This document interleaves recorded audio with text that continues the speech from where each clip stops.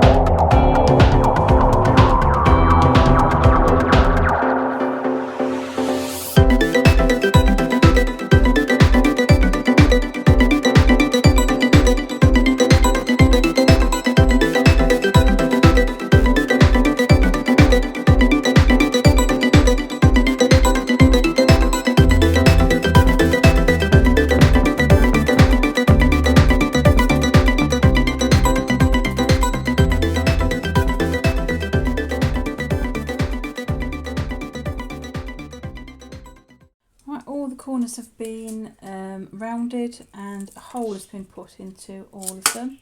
And now I'm just going to line them up on my baking tray. My baking tray has been covered with foil. And these will now go into an oven, a moderate oven, about 175 I think, 170, something like that.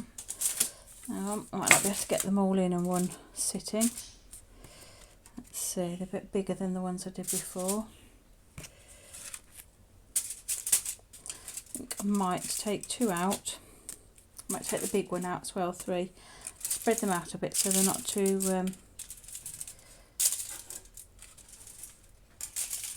cramped. There we go.